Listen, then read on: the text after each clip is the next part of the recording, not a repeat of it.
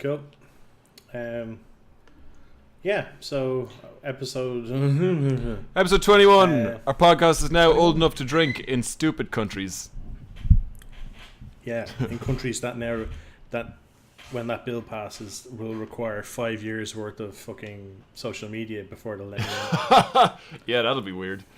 That's not happening. I need to set up my Facebook account now for Jonathan Upstanding Citizen Lynch. Where all I do is like woodworking and like whittling videos and just try to pick the most innocuous bullshit I can possibly think of. Yeah, it's tyrannical. But anyway, so we're talking about speaking of fat idiots. What we're talking about this episode is stereotypes, negative stereotypes, but a specific couple of them. And we're talking about it again because you got struck by lightning. Yeah, so the forecast here in Bangkok right now is thunderstorms all week. And I got caught in one maybe 20 minutes ago on my way back from the store. I was actually in the shop, thankfully, and it just started, like, it literally was like flick a switch and suddenly torrential downpour. And I look at the guy and I just kind of mime umbrella, and he just kind of nods and reaches under the counter and brings one up. So I just put that in the basket as well. It's fine. Single bore shotgun. No umbrella. Yeah, I guess. Yeah, so we're talking. Go on. I was going to say there's a bucket list of podcast things you got to do, and having to redo a podcast from scratch is probably one of the things we can check off. Yes, definitely. Absolutely. So what I've done this time is I'm currently recording on my laptop, which is why this kind of shift in perspective for anyone who's watching from the last few. It's just so if I do get struck by lightning, we don't lose the video. It just it'll stop the call between us, but I'll be able to save the video correctly, because when the building gets struck by lightning, all the switches get tripped, and it's just blackout. Yep. So, and speaking of blackout, one of the two topics we're going to be talking about is a thing. This is a slightly different episode, that we're going to tear stuff apart. Something I specifically hate in film and TV and media in general, and the main one is the magical Negro. Yes. Or magical other, it's sometimes called, because there's certain films where the guy is not of African descent. He's Latino, or he's Asian, or they're Irish, or Scottish, or whatever. Like it's ethnic enough to be usually ethnic enough to be slightly magical, that if they come out with some hocus pocus, you can kind of be like, that seems legit. Yeah, and the only thing that they do in the plot is to help a white man with his problems. Yes. I've seen it put out for a male character. It's generally an older black dude who's kind of folksy, and he says things like, well, I don't know much about X, but a man's gotta have his Y, and that spurs the white protagonist on.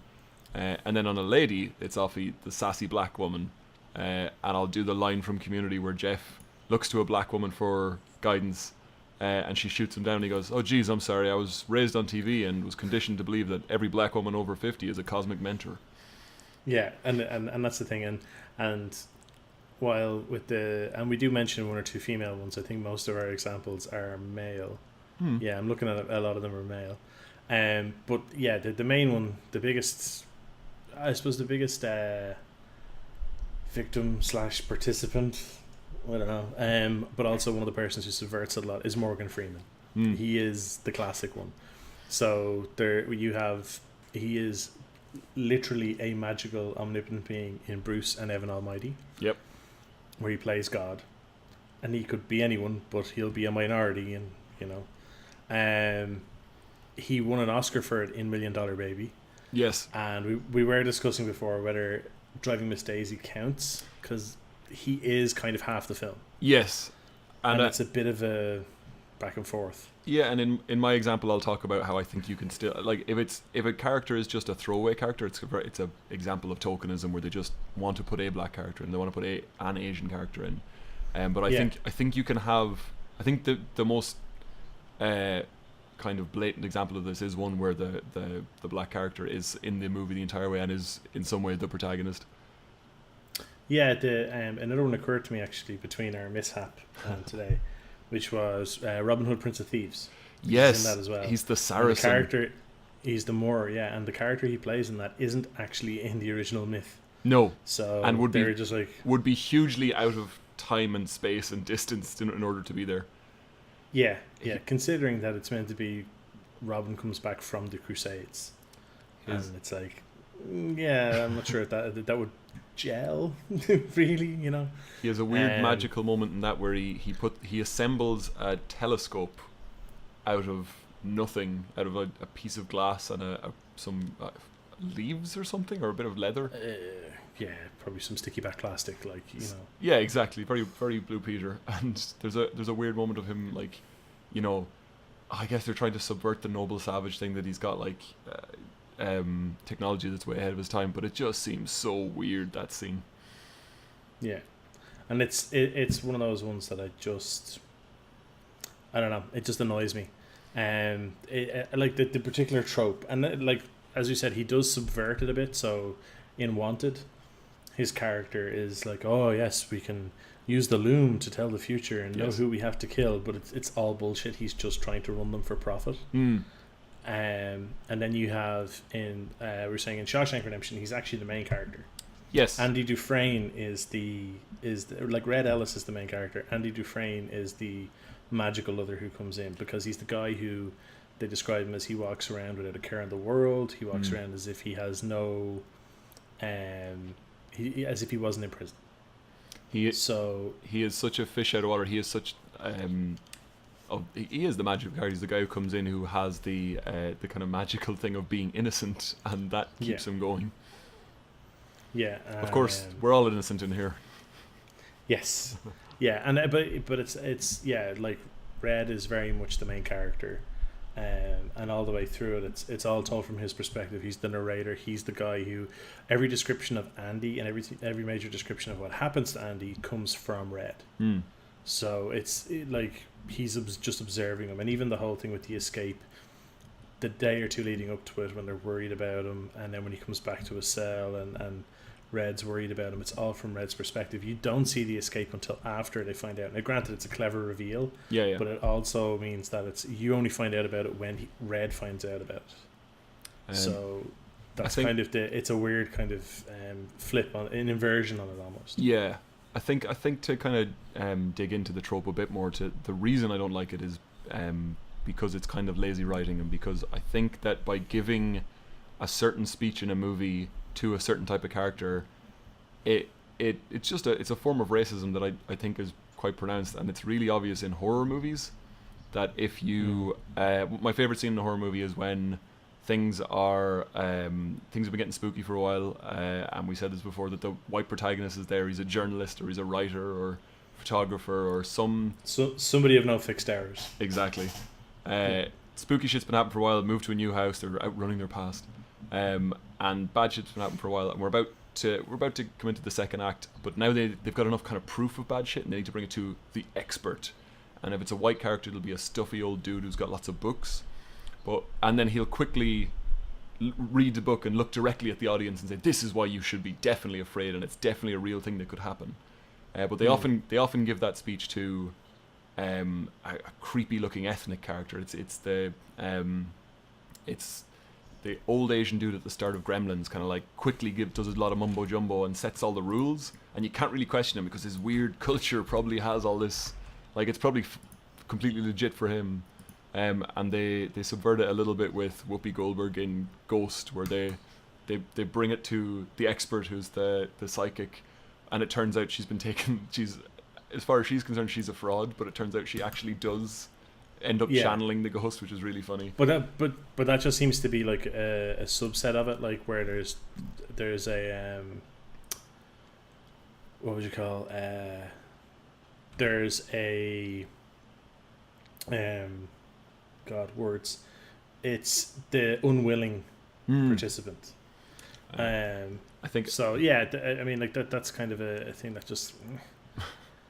I do get what you mean, but it's like Ghost. I thought was very kind of. No, that was quite good, and the last really good example is Scathman Carruthers in The Shining, where he is to me, it doesn't quite matter that he's black, but it's another way of having the juxtaposition of the tall black character and the very small child, which is a really nice stylistic thing to do rather than anything.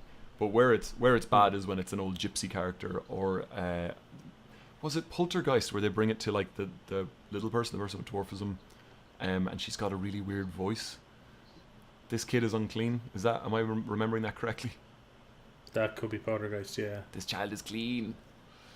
But yeah, I mean, like, there's a couple of examples I just wanted to rattle off, just to mention, like, because people might be looking at it going, I still don't get what you're on about, because we've given only a couple of few specific ones, and it is something, if you haven't heard of it, you'll watch these films and you'll be kind of like, you wouldn't notice it, and then someone says it to you afterwards, and you go, oh, okay, right.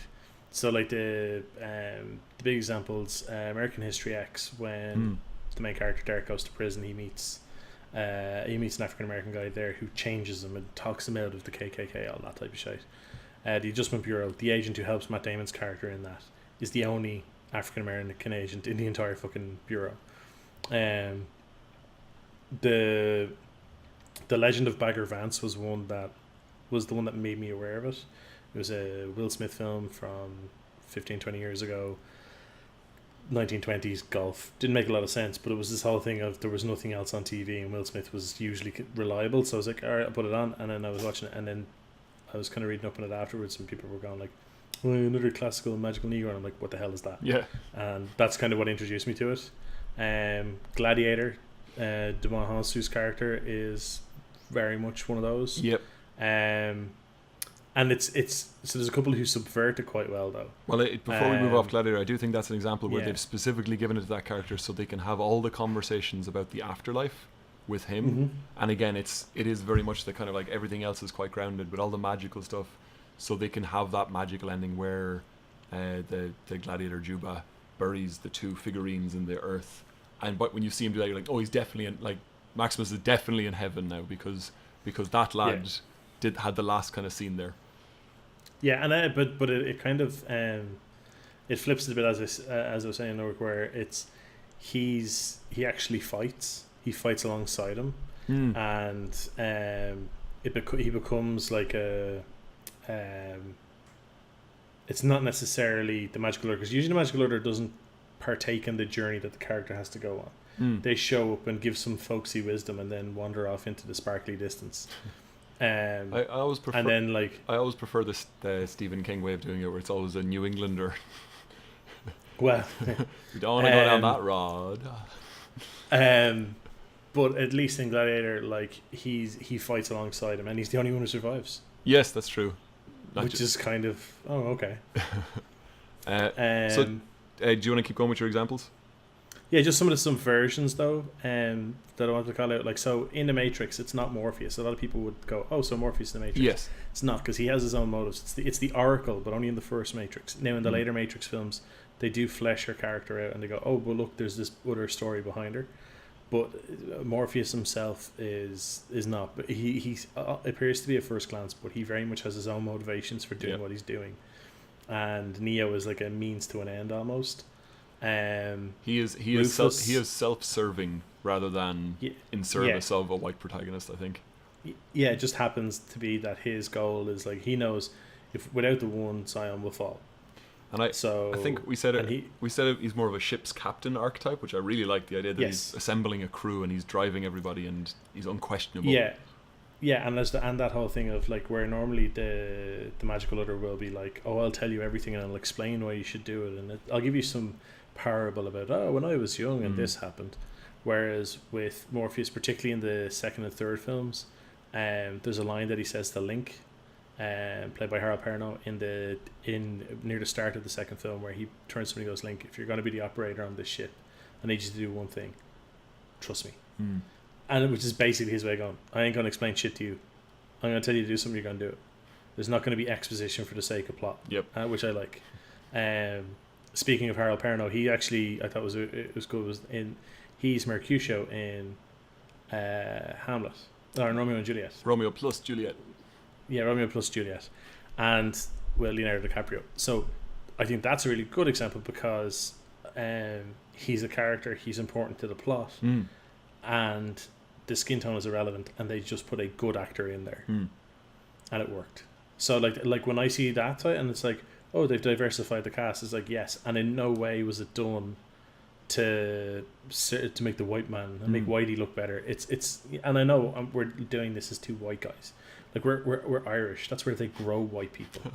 Like, but it's just, it does annoy me. I'm really more of a pale blue, well. But Dogma do it quite well with Rufus. Yes, it's Chris Rock. They very much put a hat on it there. I like that. Yeah, it's the 13th apostle who's like, they wrote me out, but they're like, well, Jesus is black as well, but they couldn't write him out because he's the central character in the story. Yep. Which is kind of their inference that Jesus is the magical Negro in the Bible for all of humanity, giving us parables and serving us. I was also watching a thing recently where, just because I was watching through some old films, and I was watching Not Another Teen Movie. Yes, an absolute classic. They have. Is that the one with the damn shit that is whack character? No, it's not that. It's Mr. T is in that. So part of the reason why I was watching is Chris Evans is in it. Yeah, Captain America, and he's he's the main male lead. Yeah, and it's a full comedy, and he's actually really good in it. But Mr. T is in it as the wise janitor, and it even comes up as that in the credits. Oh, that's so good. Which I thought was fantastic. Like, I forgot all about that. But yeah, go on. What examples have you got? Yeah, I was going just as an example of, I think, a movie that kind of is based on the trope, and it's to me, it's one where you can have a character who is pretty much in the entire movie, but still is an example of this. There's a genre of movie that I really like where an angel comes to Earth and has to help people, and it's a Wonderful Life. There's a really good movie called The Preacher's Wife with Denzel Washington and Whitney Houston, and then to me, in my mind, The Green Mile is 100% just an angel movie where they bring in like a character who is black during the time of civil unrest and post-slavery. He is huge but has like the mind of a child. He's all these things against him, and he's there he's so selflessly giving, and he's there to serve like the white characters, to teach them lessons and to literally magically cure Tom Hanks's Willie from burning while he pees, so that he can go on to pee in other movies, because he does do that a lot. It's like Tom Cruise and running away from stuff. There are so many supercuts online of Tom Cruise running and Tom Hanks peeing. And Leonardo DiCaprio coming out of water. Or waking up on a beach. Waking up on a beach is a good one, yes. But I think you can have a character who is in the entire movie but still serving that role. And I think the Green Mile is very much that. But it's one that's full of really interesting characters, so it doesn't feel hollow. Yeah, and as I was saying before in our initial recording attempt, it's the whole thing of he's not actually... like his skin color is relevant to the story, because there has to be a reason why he would essentially be almost lynched. Yes, and it's like no proper trial, and they just it's him. Yep, because it's Deep South, and it's that whole like the racial hatred of the time and all the rest, and apparently that's gone away. No, it hasn't. But it's there's that whole aspect to it where that it was vital that he had to be African American. Yep. So yeah, I mean that one, I think yes, it in some ways it very much is a magical other film, but in other ways, it's not, because the story can't exist without him. Yes. Like that's the other thing in a lot of these films. It's like, oh, I got some folksy wisdom from yon ethnic guy over there, but it's like you could have just come to that conclusion on your own if you weren't a fucking idiot. Yeah, it is. A lot of the time. Like. It's a mini Deus Ex Machina along the way that you can just kind of, like, instead of a person staring in a mirror and coming out with something, they're like, let's write a character to say it directly to their face. Yeah. Just the other quick topic we want to cover, the other hatred that we have. Well, I have. I don't know. Johnny seems to be ambivalent about it. I have my own examples, but yes, go on. Is the Irish stereotype. Darby O'Gill and the Little People is the biggest culprit of this. Probably the one who started it all. Maybe as a 6'5" man, the leprechaun stereotype doesn't hurt me quite as much. It doesn't cut so deep. it's like, come on, like I'm 6 foot. It's not. I'm hardly small myself, but it's this whole thing of like the fucking, oh Jesus, begash tap of the morning to you. Oh, do you like me shillelagh? Like it's just so fucking stupid. Like, have you? You were going to talk about one romantic comedy. I'll talk about another one. I'll talk about Leap Year afterwards. Yeah. Okay. So like Darby O'Gill is kind of, I think, the progenitor of the whole thing.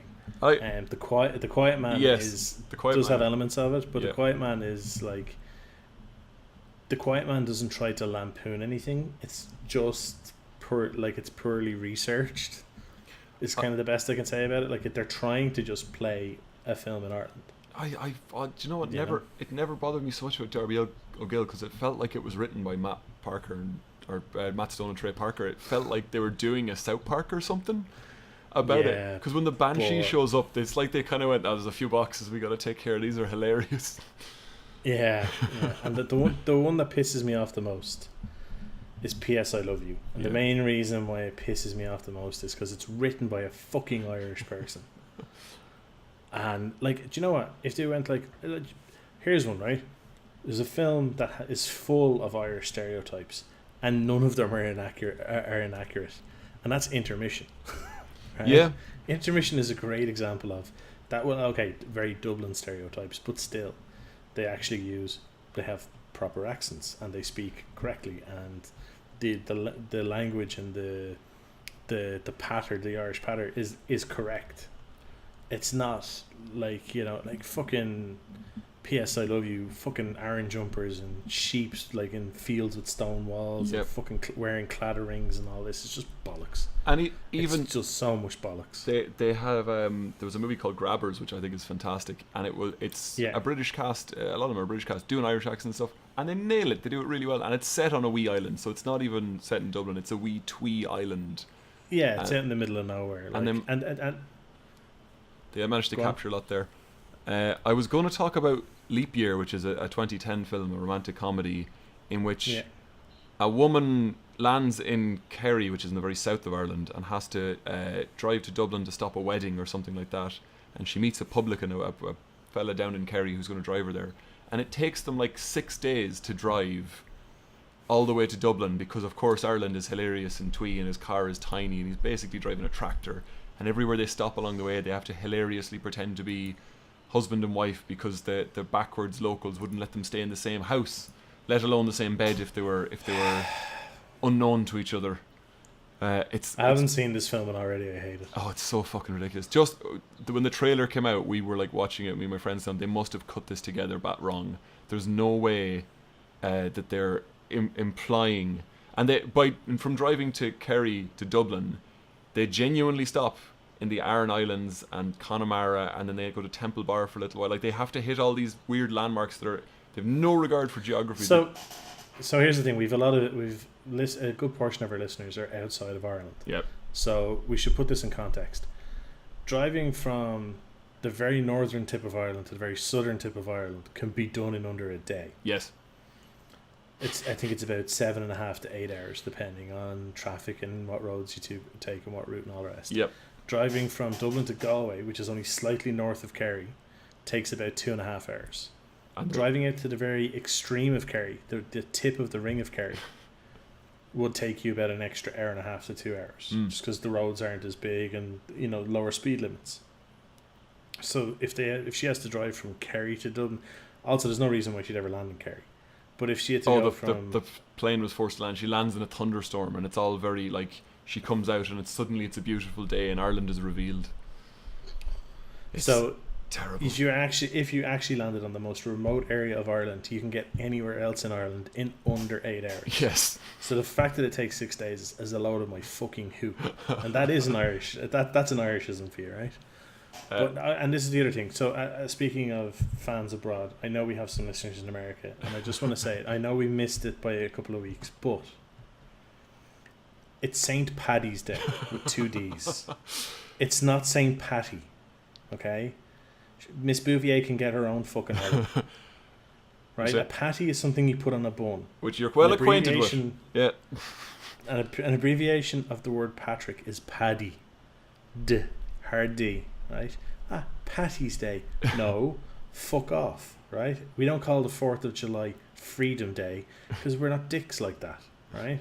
You've said no, it's called Independence Day. We go, cool, Independence Day or 4th of July. So you can call it Paddy's Day or Patrick's Day.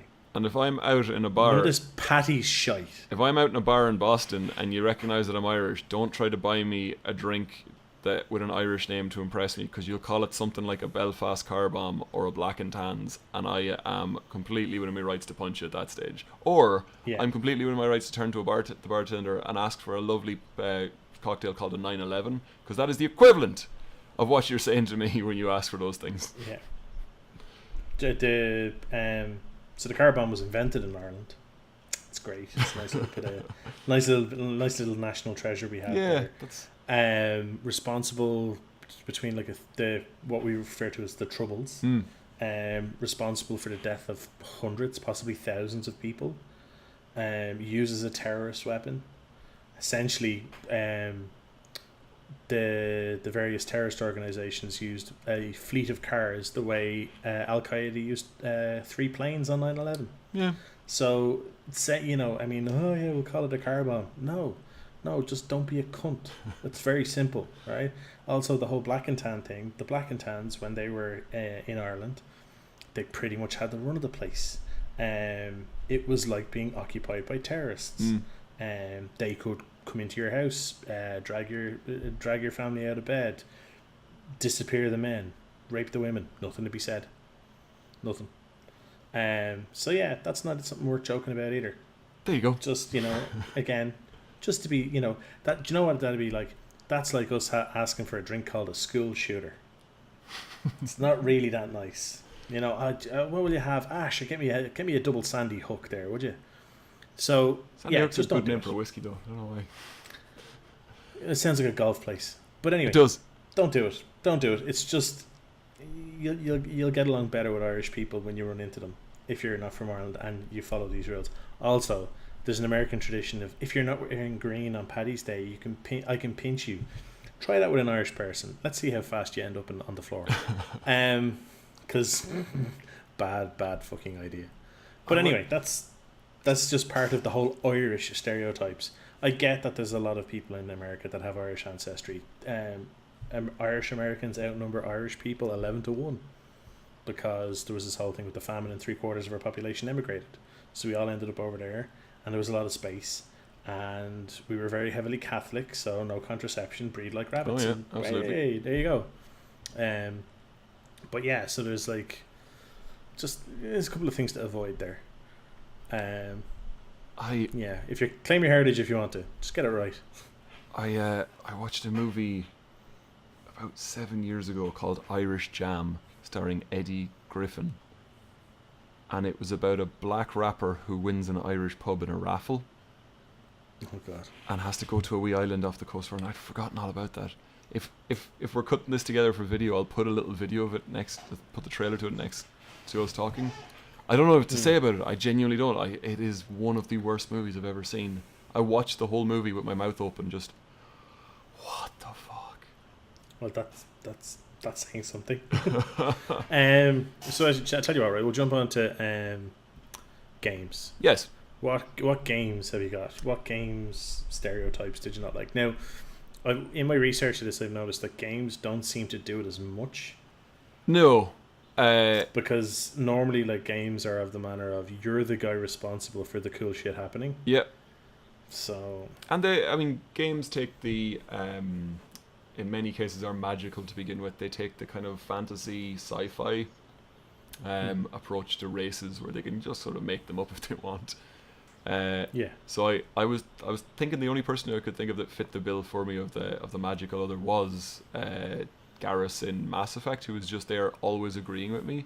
And I remember going back through old saves and doing different things, and he would agree no matter what and offer a sage piece of advice. And I was like, that's a bit of a cop out. There was Left 4 Dead 2, which had Coach in it, but again, even that was just in name, it was just thing. So I kind of took a different approach to games, which is just straight racism, just 100% racism. Well, and this is like Irish Jam. This is another example of something I just played aghast with my mouth open. Me and my brother played a game called Army of Two, which came out in 2008, and you played one of two mercenaries, and it's like that Mitchell and Webb thing of like, are we the baddies? These guys are just covered in guns, and they're both wearing hockey masks. And if you just took a scene, like a random shot from any of the games, you'd look at them and go, those are the bad guys. Those are 100% the bad guys. I think they were like, we got to make our character look more badass. Yep. But like, let's put a helmet on them. Nah, that's too Master Chief. Oh shit. But what if we don't put them and just make them real rugged looking? That's kind of Gears of War then, isn't it? Shit. What about hockey masks? Yeah, hockey masks. Let's do that. So it's two guys. I want to see them go through the other ones, like all the concept sketches where they're wearing like lacrosse gear and stuff. But it's an astoundingly racist game, and I remember playing it. And you start off on like your training missions, and the next thing that happens is you get dropped in Afghanistan, and you're killing Al Qaeda, and it's in 2008, but it is very much like they reference 9/11 in it. That's what you're getting them back for. And there's a bit where like you just land in a camp and you start shooting dudes, and you like your two characters go back to back while you're being rushed. And I remember pausing the game and looking at my brother and going, they're wearing bomb vests. And he was like, yeah. And I was like, no, they didn't know we were coming, and we're in their camp. So this game is implying that terrorists just walk around wearing bomb vests all the time in case they need to commit suicide in some extravagant way. Yeah. And I was like, I bet there's a long queue for the toilet. Exactly. And I was looking at it going, I bet if I shoot him, he'll blow up. Like these are the exploding barrels in this game, are just dudes in vests. And I unpaused it, shot the dude, and he blew up. And I was like, of course. And it is so astoundingly racist. It's such bro culture. Like one of the buttons is to fist bump your friend if he does something good, and the other one is to stamp on his toe if he does something bad. So you're always hanging out with your friend, and you can just fucking kick him in the shin or like give him a cock punch or something at any moment.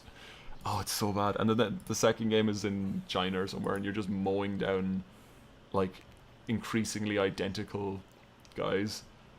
You can also color your guns completely gold, because one of the mechanics in the game is you get aggro. So because there's two, one guy can draw fire while the other sneaks around and flanks people. And one of the best ways to get aggro is to switch to your solid gold gun and just fire into the air. God, that's It was super entertaining, but it was the kind of entertaining like I really hope. Like there has to be some self-awareness here. They have to have been doing this on purpose. Like that was popular, and then Bulletstorm wasn't. And Bulletstorm, they were trying to do it, and I think.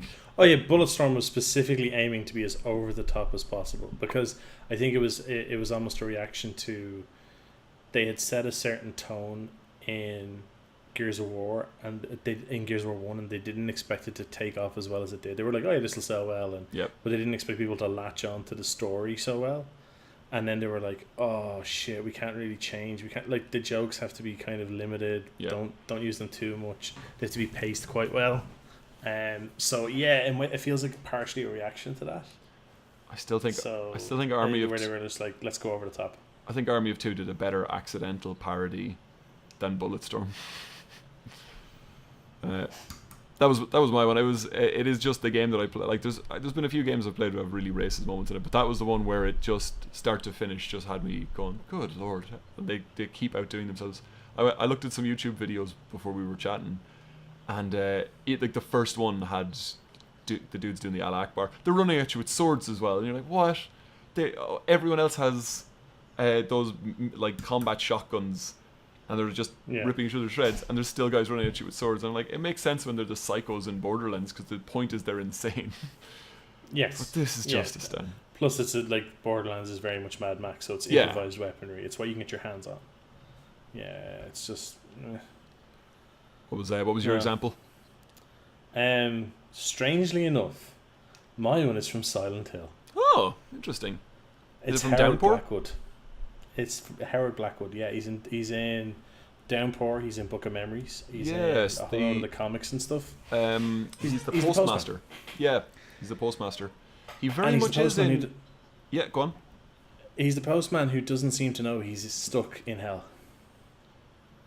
Because a lot of the time when you see him, he's very just kind of going about his business. Just, hey, how's it going? How's things? He might not be a real person. People who are stuck in Silent Hill like that are often manifestations of something. So when you go through the comics and stuff, which are all considered official canon, he's been there since the town's founding. Really? So he's been there since like the early 1800s. So he was one of the first spirits to get stuck there. That's super interesting. So that it's nearly like dementia that he doesn't remember then. Kind of like it's weird in that like there's a theory that it's his own guilt. Mm.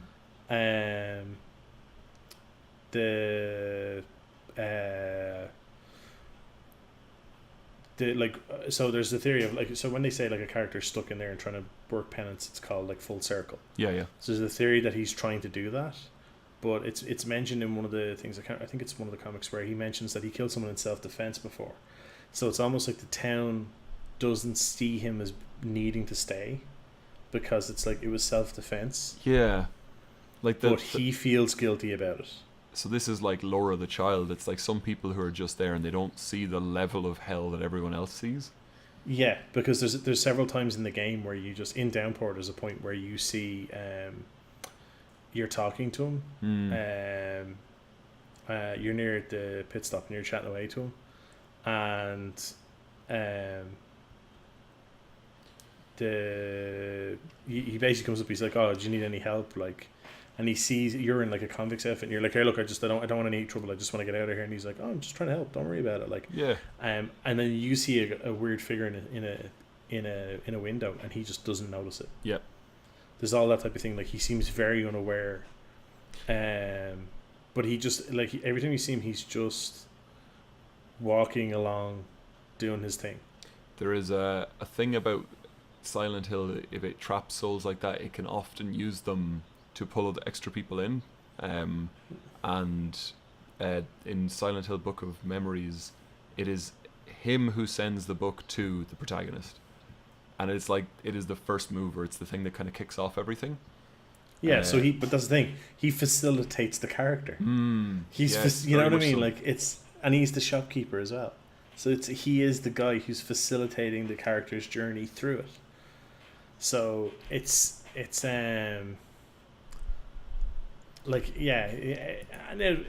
one that like it feels less obvious to a degree, because he is like, his character is so odd in it, because his character isn't giving advice on the situation that the player is trying to deal with. The character is just, he's there as a kind of it's almost like a breather, because Silent Hill is so tense. So it's a weird trade-off between the magical other and this being this kind of unreliable narrator almost, but it's an unreliable secondary character. Yeah. He's an unreliable narrator from his perspective. It's but funny you're aware he's unreliable. It's funny because everybody in Silent Hill is unreliable, in that no two people in Silent Hill are the same, so you can't really even talk to people. Although when you interact with them,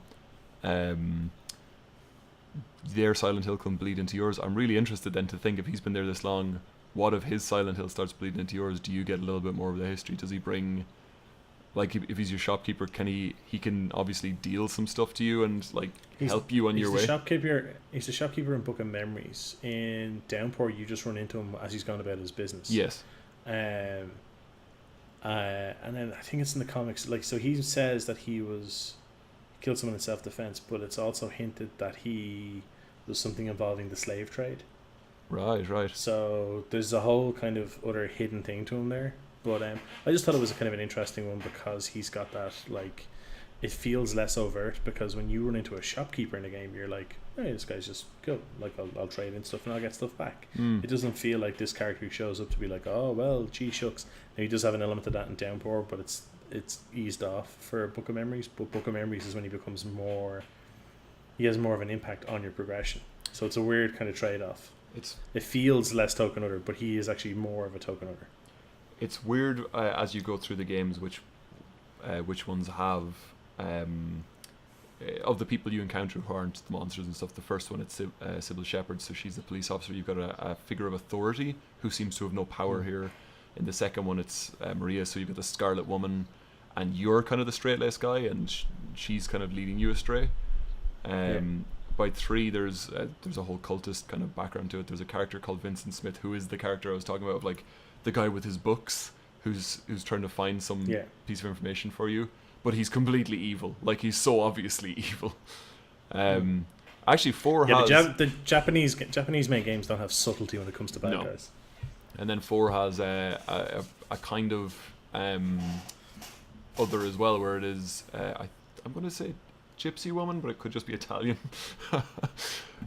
who's somebody who's like whoever, like tarot cards and stuff, and meets a very unpleasant fate very early.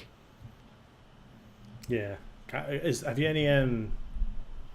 any Irish stereotypes in games? Commandos, do you remember that? Yeah. And there was the Green Beret character, and because every time you clicked, the character spoke very Warcraft, the different units would have different things as you move around, but in Commandos he only had 5 units, and his thing was, "I'm coming over," and I can't even do a bad enough Irish accent to give an example of his bad Irish accent. It was fucking terrible. Yeah. Oh man, it was so bad. I remember in one of the episodes when we had Helmet on, he did mention there was a character in the game. It was like a snake or something that was Irish. I don't remember which one it was. I tried to check beforehand, but I couldn't find which episode it was in.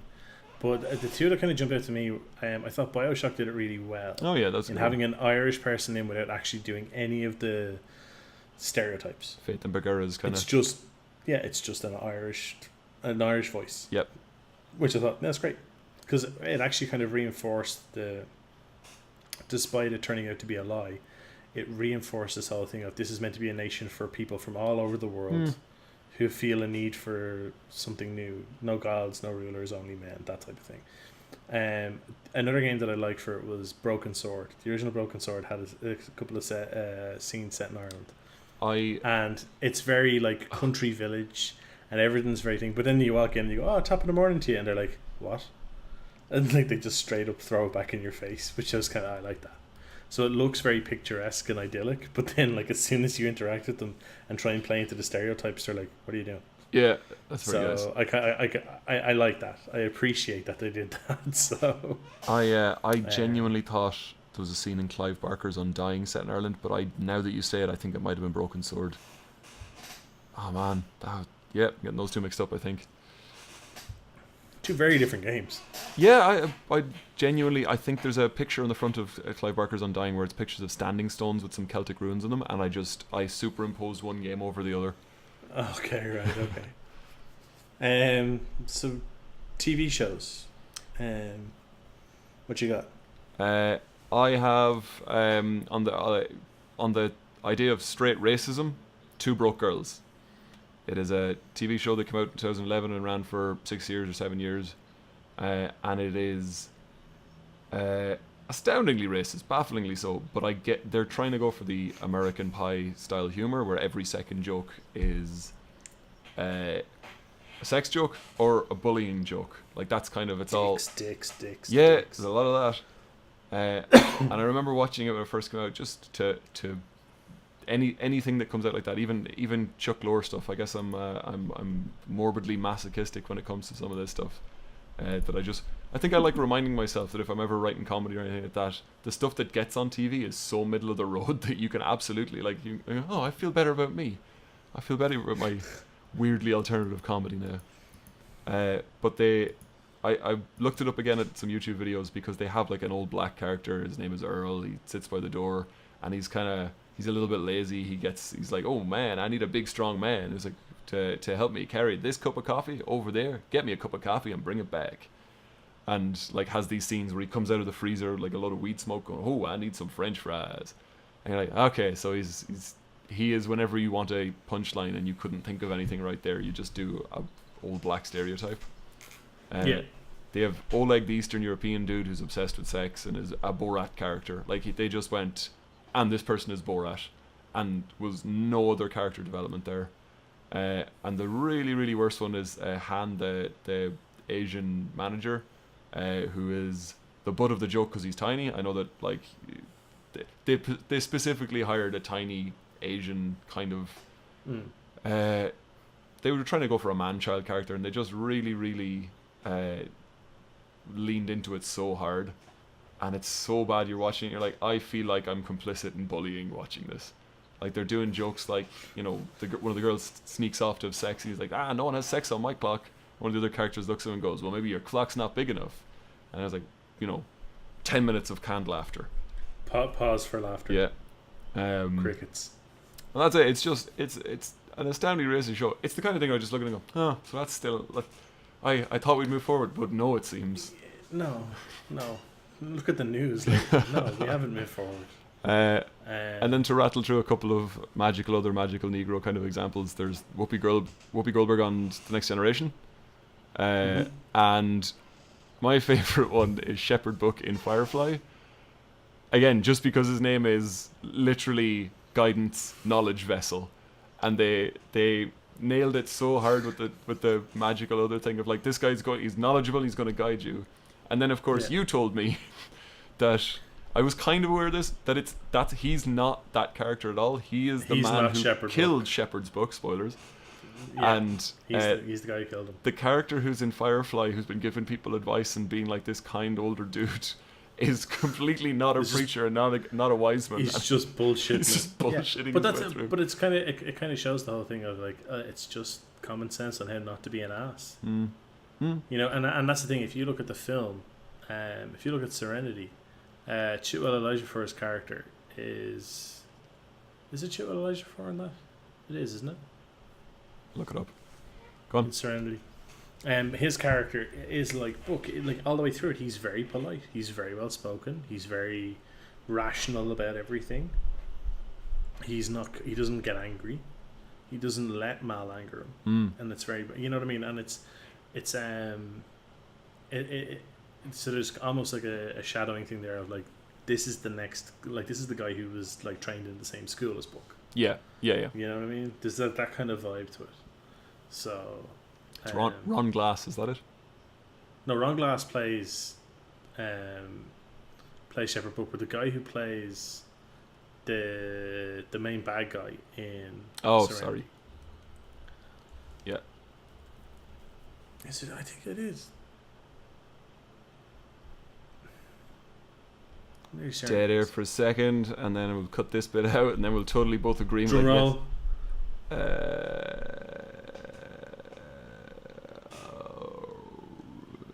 Why are they in this order? I know exactly who you're talking about. Why is this taking so long? Alan Tudyk. There it is. I got it. The end. Oh, fuck off. Yeah, it's Chiwetel Ejiofor. Yes. Ejiofor. Can never pronounce that name. I apologize if the man ever sees this. Yeah. You're a stunning actor, and I apologize. And you're a beautiful man, honestly. Butchering your name. Yes. His character reminds me a lot of Book. So it strikes me that he's from like the same school. He's trained in the same academy or whatever. So he has that similar kind of vibe to him. So, which I liked. I like that whole thing of, you know, being really just. It's that whole. It's the best way to display the badass thing. He never exerts himself. Yes. Until the end, he never has to. If you can come across as powerful without having to display it, that's very without having to prove it. That's really, really amazing. I saw the movie Green Room there about punks murdering each other. It's such a good film. It was not the film I was expecting. I'm really surprised. I actually didn't like Patrick Stewart's portrayal in it. I don't know why. I thought he had. You didn't like Patrick Stewart in it? He didn't come down hard enough on either side for me. He either needed to never do anything violent, never raise his voice, or do something stunningly violent. And he needed to do the violent thing early, and I just don't think he hit it. It was a fine portrayal, but I don't know why I was waiting for one of those things to happen. Yeah. Okay. Yeah. I guess I saw him on screen and got overexcited. I thought it was a great film. Yeah, it was a great film. I would recommend it. It is weirdly gory. If anybody's, it's. And I don't mean it's really gory. I mean it's weirdly gory. Like they pick moments to surprise you with gore, that I think is a good way of doing that. Because life isn't about a build up and then woo. Life is about sometimes something really fucking weird happens. Yeah, and I think it's a great film. But yeah, have you any other TV ones to jump out? No, go on ahead. Like the one of the quick ones obviously is Bleeding Gums Murphy. Oh yes, very much so. Lisa Simpson's own magical Negro who dies after a couple of seasons. I think maybe 3. Yeah. 2 or 3. And then there's Through the magic of jazz. Piss take. Through the magic of jazz, yeah.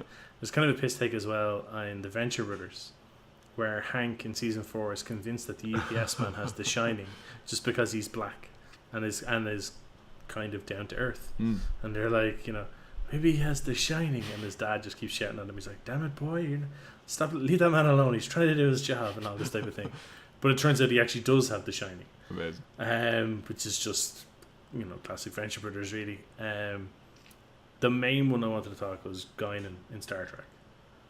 Now, they do have the MacGuffin of, her race lived for centuries and thing, and then there's even the whole thing of, like, she's being displaced in time, so she's been around so long, she's always known, or she's able to see patterns and all this type of thing. She was friends with Mark Twain, for God's sake. Yeah, but there's even, like, a whole thing with, like, her specific race, who you only ever see 2 of in the entire run of Star Trek. It's her and Malcolm McDowell in Generations, and her.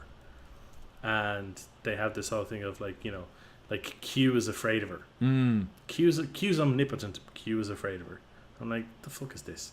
Do you know, looking back at it, like she's very much like an Elrond character from Lord of the Rings. Like, she is this long-lived character who's been around since the beginning, and may not be able to take action, but has the answers. Yeah. I mean, like, there's even the whole thing where she's able to detect that there's something wrong with the timeline. I'm like, Jesus Christ, talk about a fucking Deus Ex Machina dropping into the plot here. Like, what else? It's better than when Wesley Crusher does it. Fuck off, Wesley. But like, it's just frustrating.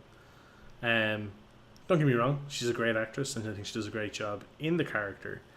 Because when you're watching the episode, you're like, yeah, this is great, and it's moving the thing along, and I think it's a very good character to have. If for Picard, when Picard is so rigidly, I am the captain, with everyone on the ship except for pretty much Guinan and Beverly Crusher. I think where it falls down for me is that she's a little too streetwise on top of everything else. Whereas some, to go back to Lord of the Rings, a long-lived character like Gandalf or someone like that fucks up some everyday things. Like, he messes up a social cue here, or he'll do something weird because he knows it's the quickest way to get something done, and he has no time for your social niceties. Whereas watching Guinan not quite teach, but like bounce off and get like kind of a flirt rally going with Riker, and doing all this stuff, we're like, oh yeah, she's also an expert in love. yeah, I can see that. Why not it bother you? But yeah, it's just, I mean, I think as well, like, in TV series, it doesn't happen quite so much, or like the defining features of the Magical Order are softened a bit because the character hangs around. You've got like hours and hours to develop a character, to build their character, and I think that kind of, like, films are the most guilty, you could say, of this particular trope. They've got a limited amount of time. They need to get the mumbo jumbo across quickly. Yeah, and then but with games and TV, it's like they know, okay, if you're watching a season and it's an ongoing storyline, we have your attention. Or if you're playing a game to the end, we have your attention. So we can take as long as we need to explain something, and we don't necessarily have to introduce these token characters to explain them for it. Some people just can't help themselves, but it seems a lot less. I wish there was a magical other in the Assassin's Creed series. I'm sure there is at some point, but from the ones I played, there's this whole story about the pieces of Eden and all this kind of stuff, and they're all told by magical ruins and ghostly figures and Da Vinci Code style paintings and all this crap. And I nearly would rather have somebody walk along beside me explaining stuff directly to my face while my character's doing stuff, instead of having to do all the Da Vinci Code bullshit.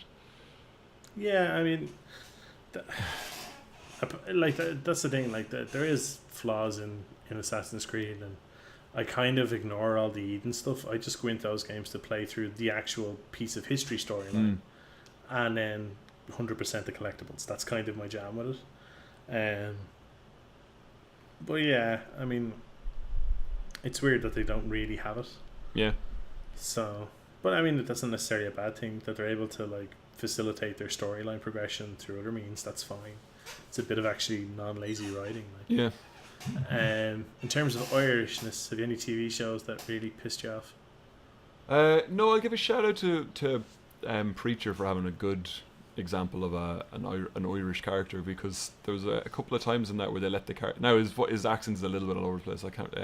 He plays Cassidy in it. I can't remember the actor's name. His voice goes all over the place, but there's 2 or 3 times where he says something that is pure Irish, and I'm convinced that they just said to him, "Say whatever you want as quick as you can, and we won't even put subtitles on it. We'll assume that you're just muttering something drunken in the background." And he says something fucking hilarious that I'm listening to going, that is astoundingly good. It's a good way of doing it. Yeah, I suppose. Like it's, I have a feeling that your man from like, I haven't sat down to watch Preacher yet. It's on the list. Yeah. But from what I've heard, your man does as good a job with it as Pablo Schreiber does in American Gods. Yes. You were saying that about like he apparently came over and lived in Ireland for like a month or 6 weeks and just was like going out, going places, sitting in cafes, listening to people, sitting in pubs, going to plays, going to talks, just, you know what I mean, just trying to absorb the language in all its forms. Yep. And the accent, and then like, you know, you're watching it going, great, this is perfect. There's no oddness to his accent, like I didn't think. Oh, we've got to go on. Say that again. Just saying, there's no, because he just kind of absorbed the accent. There's no real oddness to it. So when he's talking, you're like, that's fine. Yeah, there's nothing wrong with it. Like nothing will take me out of a film more than a bad accent. I found you know. Moira coming up in is it Moira in Overwatch? Yeah, that's the first. I'll give them. I was a little bit weirded out by it when I was listening through it, because she comes up with a couple of phrases that don't sound quite right, but they went with a posh Irish accent. I was very impressed by that. Yeah. There's also like there's the whole thing of like, you'll just be running along and you throw like a heal on her or an armor pack, and she will just go like Grab Margaret. She doesn't actually like. It's not explained. It's not telegraphed. It's not, you know what I mean. It's just very much kind of like, yeah, thanks. Cheers, love. Which I was like, okay, that's fine. Yeah. Yeah. I mean, I think it works, and it's very much like Blizzard recognizing where their main offices are. I mean, everyone loves in the Numbani level of Overwatch. There's when you're on an offense, you start in a train station, and all the destinations on the train station, because it's like this global train network, all the destinations I think the first 12 destinations are all Blizzard offices, and Cork is there. Oh really? So like yeah That's like nice. I mean they do acknowledge it, like gotta love them tax breaks. We love you, Blizzard. Yeah, like the Irish in TV for me has always been like, there's a couple of them, like, so the Simpsons are rampant with it. Yeah, like Whacking Day started off as an excuse to beat the That's Irish. Great. I can't be mad at things like The Simpsons or South Park or anything where I've laughed at so many other cultures as part of it, that when they finally hit me, I'm like, all right. Yeah, well, I mean, there's that whole issue at the moment with a poo and stuff like that, and I mean, I can understand that, like, at least, you know, there's guys who look like me in every film and on every TV station, but not necessarily for people growing up of, you know, of Asian descent, like, so. Well, the problem is that if it gets mocked relentlessly. The problem is they didn't start making The Simpsons as The Simpsons eventually became. They didn't start making the biggest show in the world. They started making a tiny little show that, like, they had the thing of them, like, saying, we don't want notes. We're coming off the Tracy Ullman show, and we've got a couple of big producers on it, so they're just doing whatever the fuck they wanted.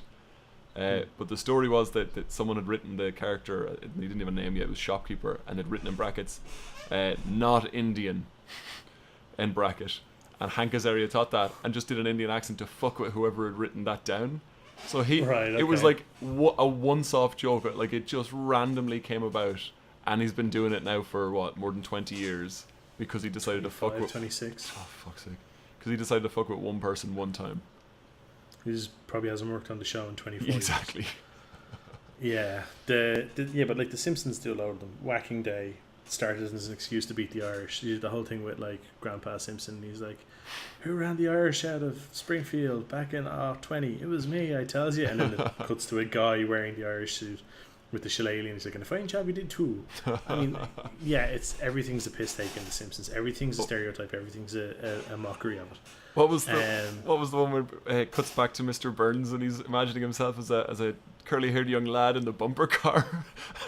He's like, Master Burns, please continue, and he's like slamming into him with thing. He laughs repeatedly hitting him. He goes, "What was I laughing at again? Oh yes, that crippled Irishman."